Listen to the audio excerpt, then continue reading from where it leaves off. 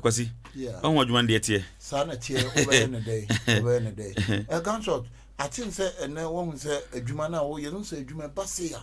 na ma wo so wa ho keka na wo ye no so de wa ho na ye day ebeboa na bibia ye day akoso na un say obu ho so a wo say ebia me de ni ntimi metena so but ebia me so ikura say me so me de boa akura no adwuma na wo ye no and sometimes say hia senka yes area akura no ye adwuma no ye de tudwa you won what area ho a obetimi kwa afa ho acha akura no bibi me de nka madwene nko a area akura no besua adwuma no ye de ho so tudwa efi se beboa ana odwene ho say no kre na edikan so adarma na me kaya tiefo ne ahwefo nyina se miame yonko pa me ni wi school Kenyaro Kofi Asiedu nyame ya adomo ayawada ebei ene ye na eye e wo kontana se petransa etiefo adofo nyina ye e wa Ashanti region kontana se petransa ye sremu nyina samumra meje ne yenkra enua Kenyaro Kofi red life yenkra na chi ofa medasi bebre na medical meka nyankopon enhyira opa enam wadwene pa ene wakoma pa abrebia udi lidie if you sempen for do die che no suando ni kan nante ye wo ene yesua ho enti no nyankopon nhyira wo se wan kire kro no wan kire basabasa nemum o kire se yembo nipa ofa edikan na beka cha hwefo nyina ne se obi a otimi send even 50 pesos impo nyankopon nhyira no esanse nyini pa nyina ene be de waye nyame nhyira ne bebre se ye de nipa no koto adwuma mu na se wandidi a onya energy emfa nya adwuma no into 50 pesos no entimi fa no nkoto adwuma mu pa automatically ebetima to adwane amanadi enti nyame nhyia mo na ye kai mu nyina mo so se die obia benya bia enye ohye ena yentwa eske bi nto ho 10 pesos mpo a yebeje ni adawase nyame nhyia obia popo in fact gunshot akasa na me soma dwen check account ma me message no afa na mahu yenkwai o say ye fe no Selena of Salis Beauty Salis Beauty from Atikofodua Mr. Mo from Munya fe na mentimi kan system message also Kofodua na oyo obi a wo Kofodua ne mpatam atwoma Kofodua abuakwa area mu ho also oye hairdresser ene ema ho ne ma nyina ni din no ede Salis Beauty o Kofodua o say obi opo sua hairdresser ene ema no ho ne ma nyina no waye krado ntudu Kofodua also pe Salis Beauty ana tete ese dipa ne bahansa ye nipa ne kasa ne hu nipa ne suban aka ye ne yetu hu anamon na ye de nipa ne ko hye na ye de nadwuma no so kura tudwa ma amanfo hu se in fact ye maami yi ese nyame hira wa nyame so adwuma o se onye kapre onye ska bia o se ono de ne dia ne se emsesi ampo utie me na oteta no so otie abuakwa ote ho sa area ho nyina Kofodua patam ho nyina se bia de ntia ye kasa ne se bia kas kanti no o de ye pon a frɛ number no na ye ne sister no enkasa o se on de onye usika bia na nye obi a betima yeseli o se ye ho donti next week me person ke de sister ne ye be frɛ no na ye ne na twetwe enkomo wa yes me pon okra me amefre na me na buki in fact sister na ya de pa ebeboa ma wo na wo Kofodua mpatam yes emema ene mabuna mo wie school ene mo okay hairdressing de ma ene mema nyina sua sa she ba we do na ba me botira on we yes specific o say ma enti oba wani abre wo pese wo pe insanu djuma yenya bia ma wo we de nyankopa ya dom yenya bi e de amawo etime pese wo be frɛ number we na suik animu ya abra na ye ni nyina nko yemfa nko hye maame ne nsa na start adwuma mu tie mi a ema mo wo Kofodua mu tie ye mo pa adwuma ye Kofodua gaben abuakwa tanoso sampotam wo nyina no wo dwuma po Salis Beauty ene ye wonkuta ho a one ye to sa dwumadie na empayimfo so ne bekasa ne your friend Sister Selena of Salis Beauty. I'm saying the no there and what there is service everything na Salifu beauty. Hey yeah Salifu and your birthday oboso me say doctor ene me koso yeah doctor na me pesen ka de omo so yasne ne ya boafo no sa tudwa na mesre maboafo no sa yesre wo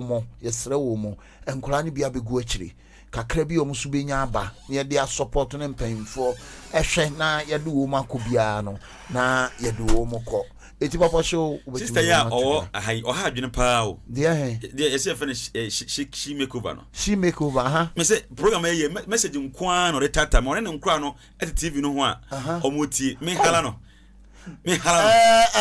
Mami alas what two she make over she young say na me had young say she somebody can catch you say she say osiesie wo ho I from ho nema more bibia nails bibia opese wo ye bia fresh make over yencha ye de number no abetudwa na wa frɛ no wo de ekoho nanim so te obesiesie kama yan fasida Emma Angel Lady o say ede ne yare ede ne akontuo ede ne mihu yanka o say o de help bia fabra o de say o de yare na china ensan wanum san be 50 years untimi nyai sempo nkofo to kwan atu nkwa enye minimum obi o tu kwan mintwa no sa bibia e radio sa wo ko no wabra wadama ni play atu ajalo we na aye kwa o say on say e man na mo hwem sisi yi oni be man ba kwa twempra wa nware ba mienu atwempra wa nware miensa atwempra wa nware wa so hwe ho a ho ofe oni madwane no a oni bibia ye enye kwa bra Angel di ho ibi onso na oba na firi wono ana meka say so wo hwe ho a tio enta meka say so wo hwe ho a bibia na owiam no ye bi o onwiam but spiritually ya ka so ye man nware da ye man nware da sani pana meka so wo hwe ho say obi bia ye correct onyama masem onya basabasa oni madwane no ye ade ba ma wo hye no e wo so ye ma ba ma bia wa ya ma no but ba ma na nware wa bra Angel di ho no mo sanso ana ebia wankasa no wonya stroke ebia okotodwe ye oya ebia opese udware duro ko ni paduam na obi ho a bra Angel di ho sese am no kase won kran okay won kran sese yi our side here oh my hot yes Medina my hot ho and sese o sese o ye adwuma enti no bobo de na friend number no 0 ona the number no go screen so no 05 miensa 97 47 45 bomodian na frɛ no na ne man konkan sanso na oracle so oboaye ma edi nkwa no to adwuma ono so bada na se pa oracle papa and also sunsumu aja o se bra no omro osem na fa dware semna kekewu na emum enye keke na mumu no onso se spiritual problem bi how na wa hwe china emwa wo ye footballer boy you about so ni mbo but ko ba bi anye yi ono kwa the footballers na ye se wo ye obi a usika aka ba bi me kire yenuam mo ye game o pese usika na eba oba ya kwankyira ma amasika na ba mo anti e oracle no ele ombre bi no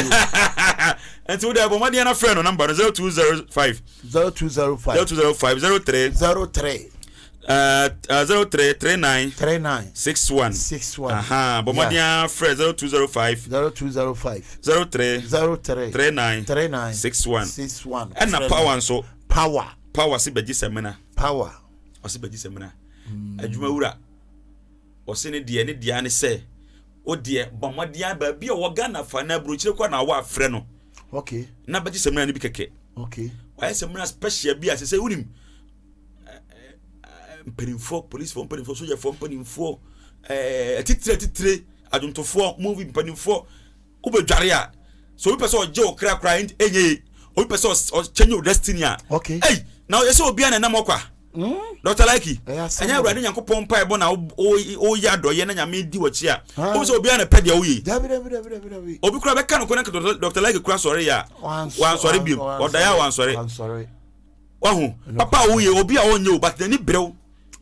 ba je semna opa ho na fadware number is 0541 16 00 88 0541 16 00 88 baba dia na frɛ na ene man konkan na mesre maboafo no mo so yasene se ene ya adwuma yabo mu din omo so nkanya wo mo ho na omo mo aye no mo mfa ne mangu akwam sanse sise ye ni abre pa enche na Christmas no besaba inti no ye pese ye de nkora na start ewuram na afeno nso no wo se oye adwuma ye beba ye nua no mo nkramofo baraka de sala o se baraka de kalle eno na obi de wo ho ana de ne number bi no enne eye ye nua no mo o mo da afe akwa apra abeto ye etu bi antu bi ni nyina de ana meka ne se ya brabo e kan brabo ho e sesi enkwadi nkwa atrase sa netie ye de Nyankopon asese ye mienu die ana me no de ye tenkwam mi di kan ka cho se dwumadi a ye di ye gini wo Anjaro TV shia me anopa 8 ekopem anopa 10 fia de bia se open sa no dwuma na aye ana opese oboa program ya me ye se aka ne pese me support ana bia wo ye doctor ana wo dwuma die bia opese obo ho dahuru na ne mabetena se na yakasa afa adwuma no ho no nso so frɛ number no na mpanfo no ntrase enye gidigidi bia yemfa nhyehyɛ akwasi amehwɛ sɛ metimi de we atodwa watu no betimi akwasi sorry Anak Bawa wa ma 10 cities Nyamishano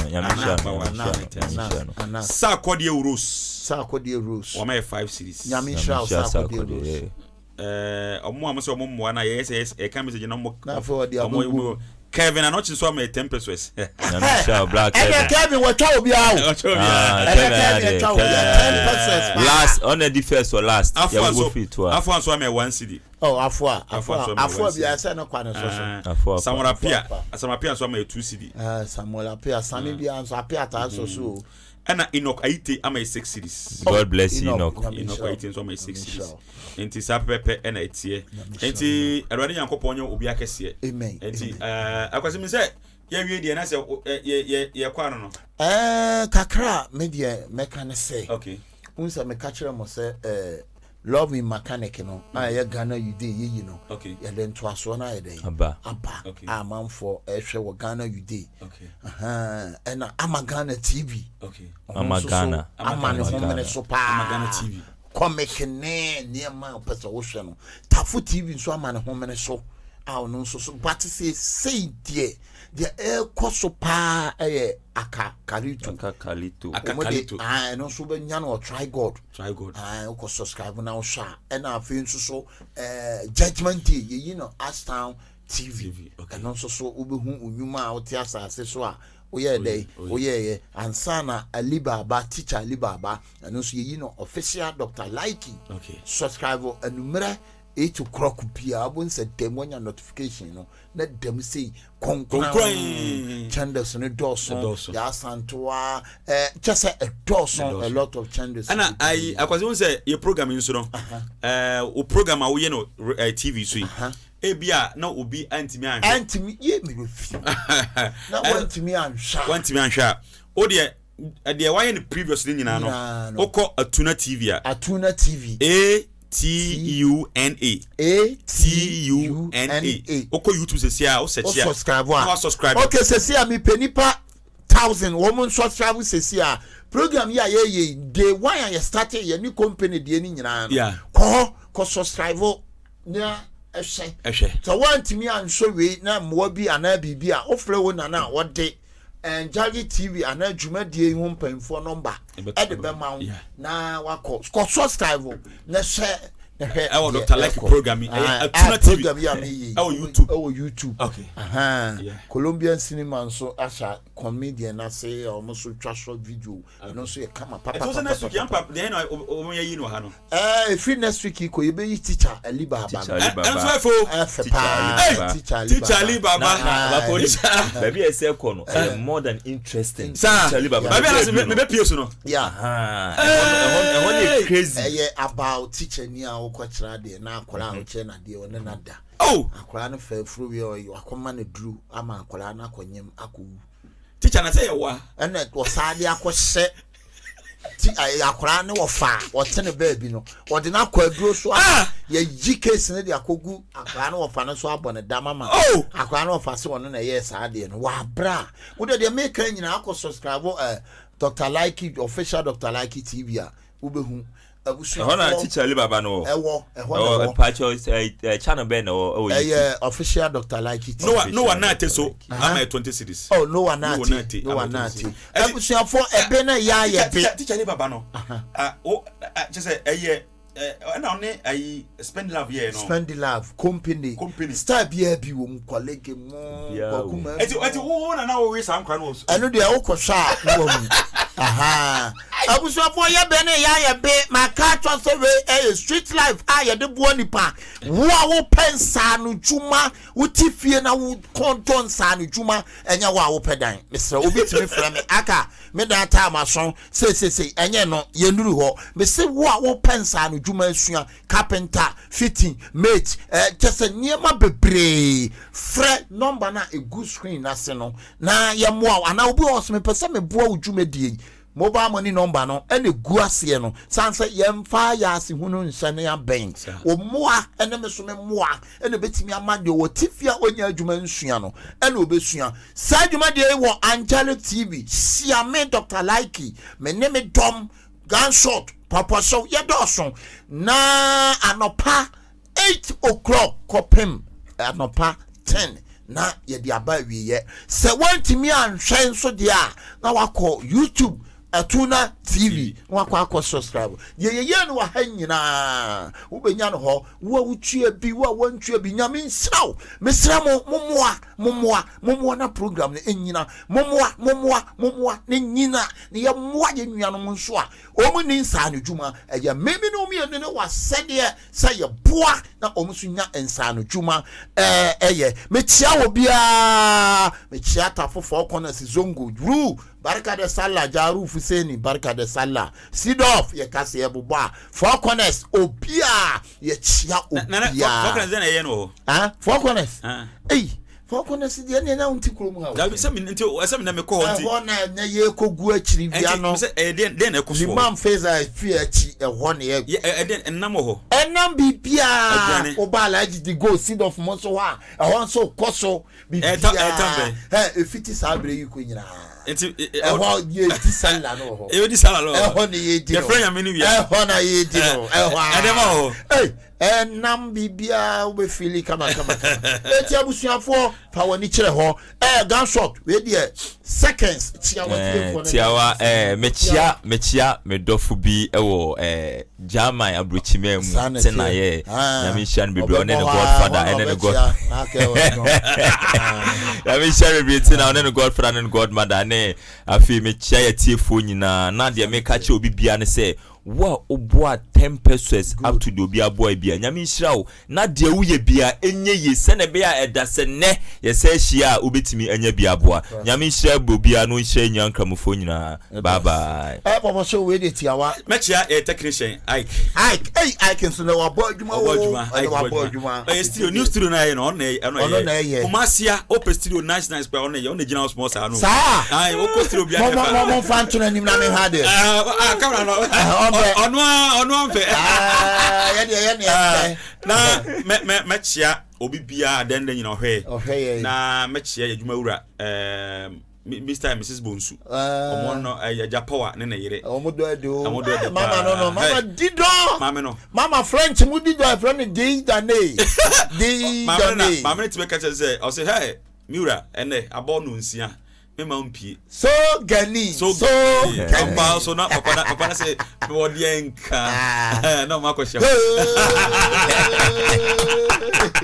Salo dotie abusiafo eti mesro ya pon a mo am pese mo sponsor your program no mo frɛ obetima frɛ and wa pese oba interview wo so no obetima frɛ oba sponsor oba interview so every Friday oba ye no be di ho nkomo senso ade ba ko no sɛ opese ofrɛ mpanyimfo no so mo mmra wadwuma mu a ofrɛ number na o mo beba why ofrɛ beba babia ɛno aso wa kyerɛ sɛ wo ha ibetuka e de aba na ma akokama abusuafo ye da obibia se Ghana for nyame nhyira mo shagzi for ye kyia mo pa me kyia obibia sinifo nyina ye kyia obia menhyira obia de obia adwuma pa wo ye bia awurade nyankopɔn enton supa enguso na empagya emrem ye da se ye kyia nnuanom zongofo atitiriw ene